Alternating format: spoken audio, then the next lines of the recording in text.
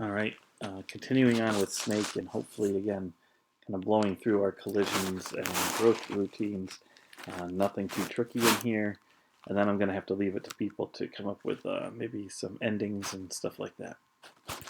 So let's go to our code sculptor and take a look at what we have.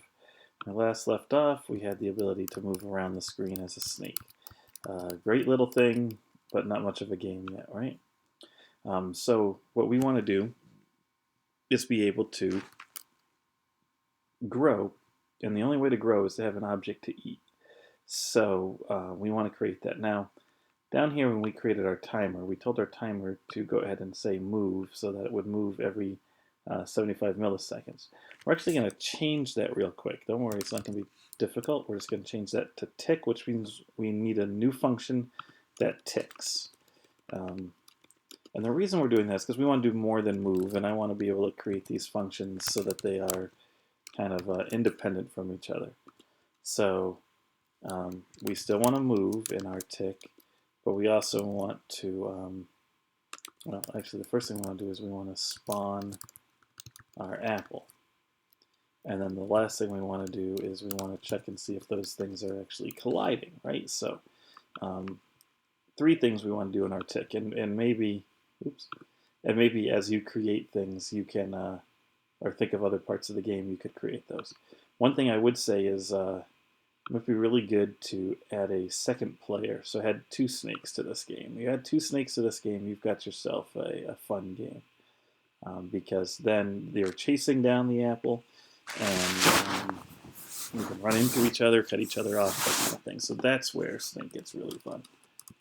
Or, of course, make it multiplayer, put it on a website, and rake in the big bucks. But that's never been done before. I'm surprised I thought of it. All right, so we have move. Let's take a quick look at how to create an apple, and this is very, very basic. It's stuff that probably you should already know how to do. The main thing is we need our apple to have a location, and we also need to be able to turn on the apple to say, yes, you exist, so that it's not always on, but maybe some randomness for where it should appear and when it should come up on the screen, right? So remember, we had our random function there, and we're going to do some random things. So first thing we do is we are going to define those two things I talked about. So let's make those in variables. We are going to have the apple have a position, and it's again going to be an XY coordinate position. And our apple is going to be able to be on, but not at the beginning of the game. It's going to be turned off at the beginning of the game. So we want to see if we want to spawn the apple. Well, we only want to spawn the apple if the apple is actually not on the screen, right? So if, hey, if you don't have an apple, here's some things you should do. And what you want to do is you want to create some chance for the apple to show up. I mean, you could, I think some Snake games might skip the chance and just say if the apple's not on the screen, immediately generate where it should go. I like to give a little bit of not sure when and where it's going to show up. But you do want it to come up pretty often, otherwise you're sitting around there running around not knowing what to do. In a two-player game, maybe that's okay because you're trying to outfox each other. So you can kind of gameplay this, but basically, if a random number from 1 to, let's just say 50,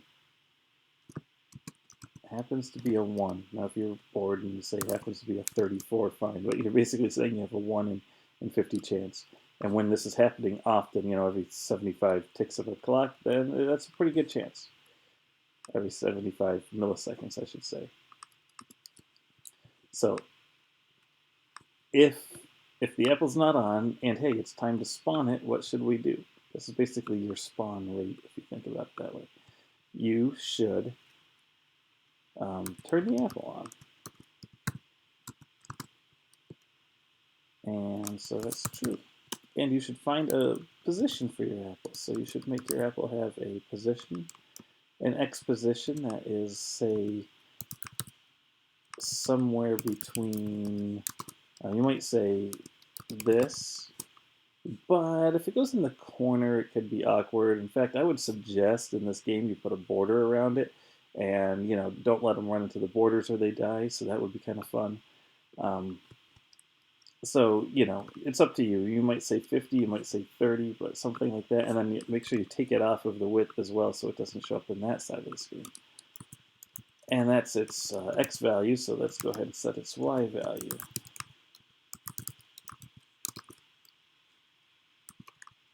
Now y is a little bit shorter, so maybe you don't want 50 on this one. Again, I'm just going to put that in there for now. In case we draw things at the top of the screen, it's nice to have some room. I mean, that's all that you need to spawn an apple is those things. Now, what did we just change? Because remember, we're going to need our globals. Apple on is going to be something that changes inside this function, and the apple position is going to be something that changes inside this program. So make sure you global those. Unless it doesn't work, we're going to have to come back to it, but I think for right now, I'm just going to hide it. But we are going to go down to draw, because of course we want to be able to draw the apple, right? So how do we draw an apple? Well, I was thinking, not inside the for loop, because that would be awkward. We don't want a bunch of apples. I was thinking we could just say draw. See, I can try and get mine. There we go.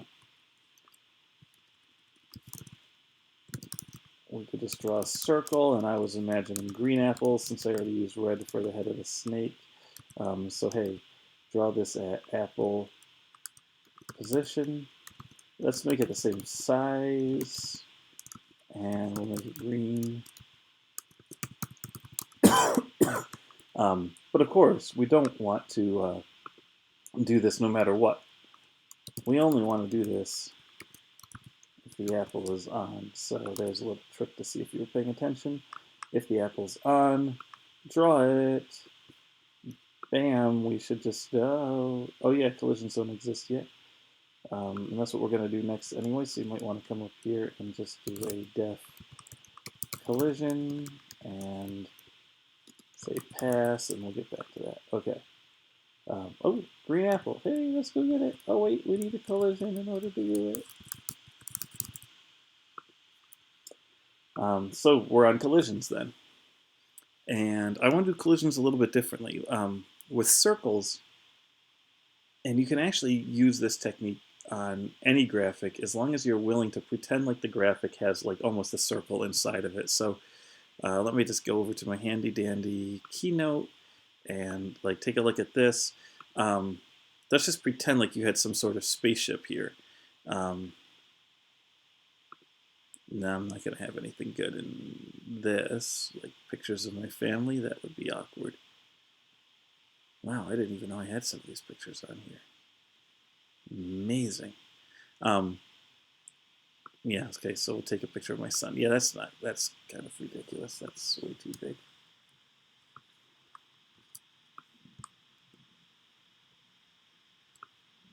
All right, well, this picture of my son is definitely a square, right? But if you wanted to pretend like it was in a circle, for instance, if it was like the size of the snake head, it would be like that. And if you like kind of ignored this, or if you made the circle bigger, the radius bigger, and kind of made it big, you could imagine that you can just pretend like there's a circle. So this is basically, I'm going to teach you a thing that you might call circle collision instead of square collision. And it's actually easier. And so if you're watching this, you get the bonus of knowing this technique. So there. What we're going to do is we're going to set up a distance of how far away these two objects are from each other. So for instance, we're going to take the absolute value. So we want, think of math, because this might end up in a negative, and we want to find out just its positive value. And we want to take the snake's head, its x value, and we want to find out how far away that is from the apple's position at its x value.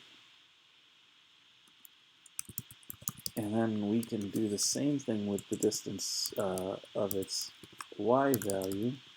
And again, we only have to worry about the snake's head. If you did want the snake's tail to be able to eat the apples, that might be a little bit trickier. You'd have to throw in a loop and such, but I think most people would want this behavior anyway.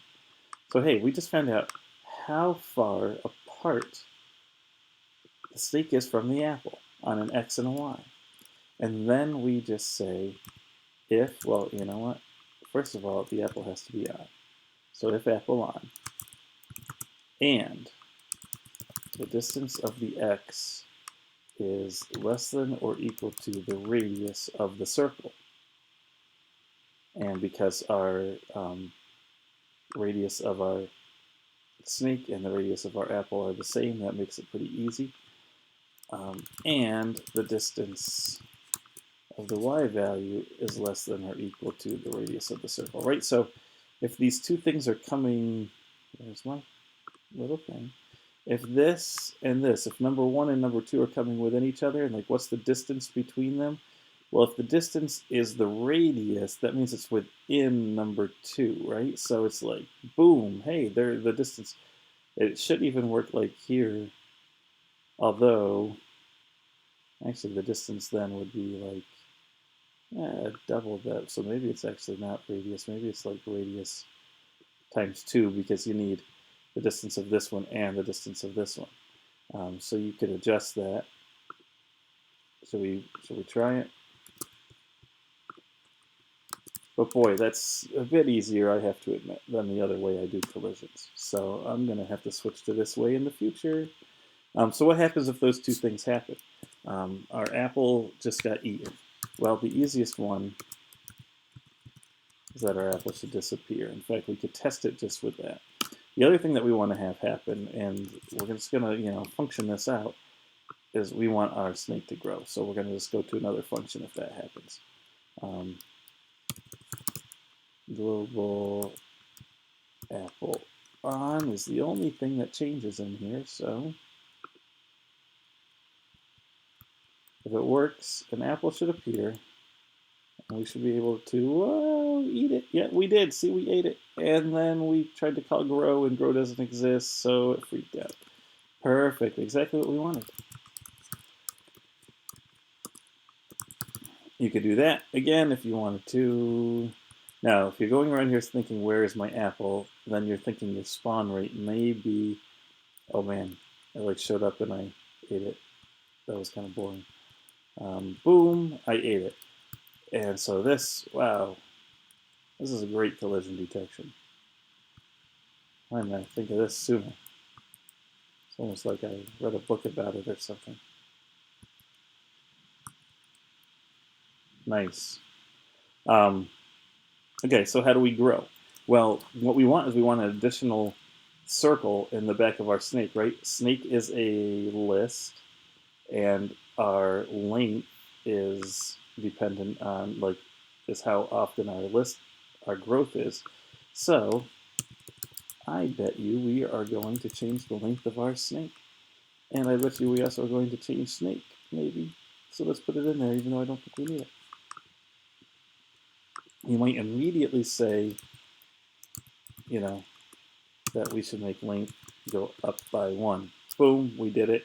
But there's only one thing. We need our snake to grow itself, so we need to append something to the back of our snake. And what we need to append is we need to append the new circle's blocks. Maybe, yeah, because otherwise it can't just it'll get bigger and then it'll say I don't know what that is. So okay, here we go. See, like I can't draw that because the list index is out of range because you just tried to draw an extra one that didn't really exist. Oops. There, that's that, fixing that. So we need to append. So what we're going to do is here we're going to say, you know what? Let's take our snake and let's append a new value to our snake. And so it's going to be something like that. And then what goes in here? Well, you're like, oh, I just have to, make the little circle go in a different spot. But then I think, oh, if I'm going up, I need the circle to appear at the bottom. If I'm going down, I need the circle to appear at the top. If I'm going left and right, I need the circle to appear, blah, blah, blah. So turns out that I actually need that direction thing again. And we're just going to click right is the easiest one. So let's do right. So if we're going to our right, we want our circle to appear to the left. So we want to take our snake's last value, which is length minus 1. So there's the last circle in our snake. And we want to take its x value, and we want to move that over by the size of our block so that our circle appears in the right spot. And then height, no, not height, sorry. And then we just want the same value of our y value. Like it doesn't need to move because we're moving on the x plane right now. So this one moves by the block, and this one just says take the old value and put it in there. So take the last circle, put it on. So that is if we're moving to the right. Now that's hard to test because we have to make sure that we have to like be moving right when we get it. So we come up here and we go like this. Oh yes, it worked. But then if we were to, go from the down position, it messes up again. So we're going to take this and we're going to paste it a bunch of times. If only I knew how to use a computer, this would be easier. And the left value, the up value, the down value. So we just have to think through what happens. Well, left is actually pretty easy. We just take the same thing, but we add a block to it, so it goes to the right of our thing.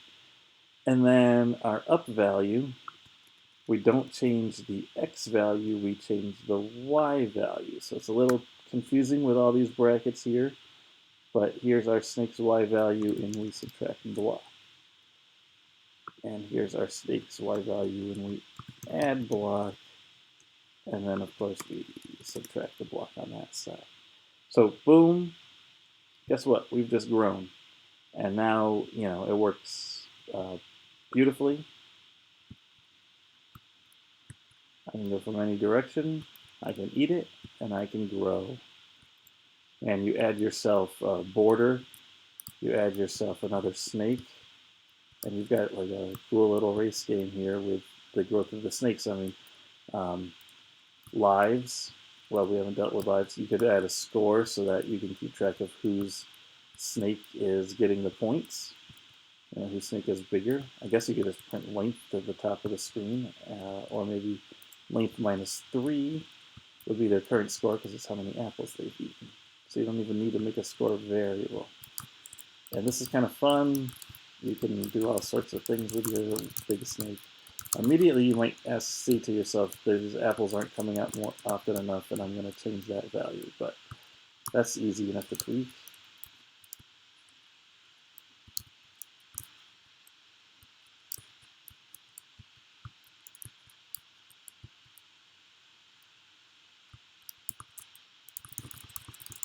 It's just addicting. All right. The last thing is that you need to be able to die. And in Snake, the classic death is if you hit yourself. Because you're going to get so big eventually that you're going to hit yourself. So in order for that to happen, the first thing you're going to want to do is speed things up. So, if my random number, instead of being from 1 to 50, let's just make it 1 to 10. And that's the reason why you always just leave this as a 1. So as you change smaller, you don't have to change that as a number. So that was silly. 1 in 10 means it's pretty much going to come, but every once in a while you're going to get a small delay, right? You also, another thing that you could do is you could actually shrink the size of the screen. Everything right now is, this is a rather large window to play Snake in, and you could change the size of it so that you don't have as much going on. And of course, you could also add multiple apples through the list. But that starts making your head hurt. All right, we're doing good. But we should make it so we can die. And that's going to be a collision as well. And in that case, we need to see if our snake head is hitting any part of our snake. So this one's a little bit more complicated than just these two nice distances. This time we need to see if the distance of our snake is too small for any of our snake body parts. So what we're going to do is we're going to make a for loop. Always fix it with a for loop. We're going to do our standard for loop of going from 0 to the length, except we're going to make a change to that. We're only going to check 1 to the length because we're going to try to go through every body part. The head is its own special thing. We want to go through the body, so we start at 1. And then what we're going to do is going to find the distance, just like we did before. And we're going to find the distance of the snake head minus the current snake body, which would be snake L0. All right, so remember, so it's got to do this one at a time. Check the first body part, are you hitting? Check the second body part, are you hitting? Check the third body part, are you hitting?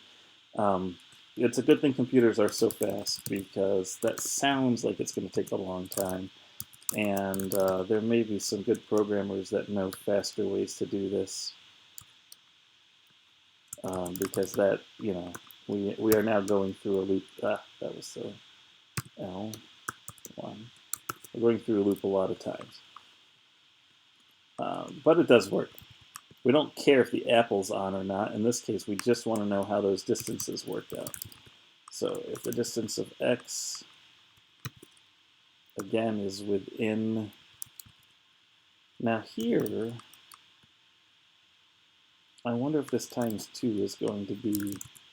It's not going to let us get too close to the other snake. Like, there's a fine line there between being right on the money and having a little bit of leadway in how they hit. So let's see how that works out. I am almost imagining doing like a 1.95 or something here instead of a 2 to let myself kind of brush up against my body parts without actually dying. It would just give a little bit of a gap between them, but not much. So something for you to think about. Okay, so what happens if we hit? We spell distance correctly. That's what we do. Well, we defined our lives earlier, so we can obviously take our lives down 1. And so we put that on there. We also probably want to restart our snake, and that's where the last trick of the game is. To think about it, you can say, oh, let's stop it because we have this direction thing. It's almost like we want to go back to what things look like up here. With our snake having a length of 3 and it having starting values that look like this. In fact, we might want to just... Oh, actually, let's go ahead and sneak this whole part out of here.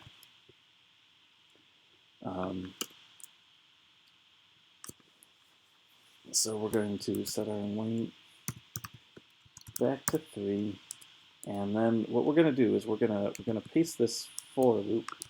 But we're already using L up here. We have a nice for loop going here. And this is kind of like we want to set every part of the snake back to the beginning again. So we don't really want L. So I'm going to call it SO for start over. Right? And the only thing that has to change is this SO has to go, and then this SO has to go. And you're going to see there's one problem with this. It's going to cause one little glitch. After I find out that I did something stupid.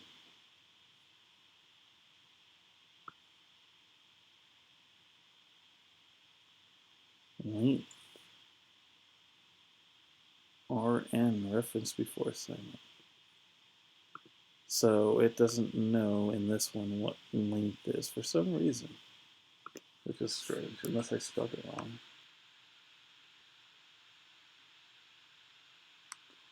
So if that's the case, just put it here in the global. I didn't think that length was changing. It is changing anyway down here, so we'll need it anyway. All right, let's see. All right, seems to like it. Let's grow a little bit. Ooh, that did not grow. That wasn't that interesting. Oh, you know what? I bet you... I'm surprised this is working at all. We're probably constantly hitting ourselves because... again, because of this exact same thing I said, like the radius 2, we're probably constantly like kind of knocking ourselves apart there. So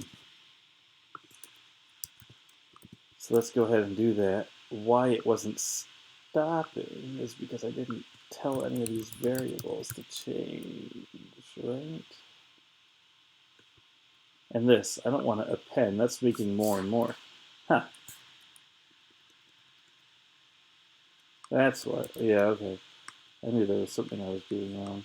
What you want to do is you don't want to append it. You want to say, okay, take that item and make it equal to. So we don't want to add to it. We want to go back and redo them. That's still going to have a problem, but it's better than it was before.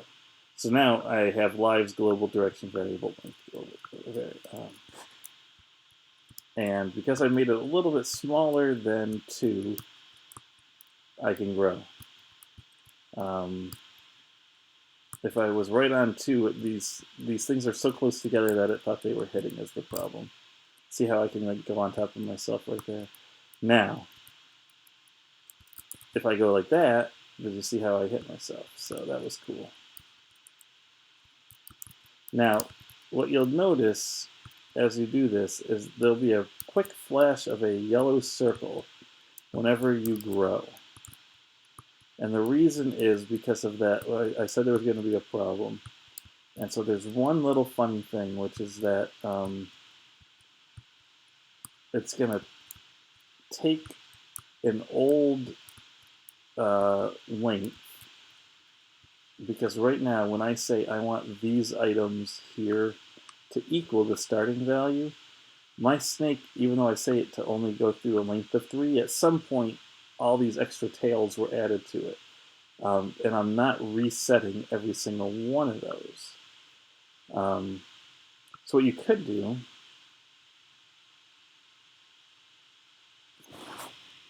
might be the, well, so you might want to go through your snake.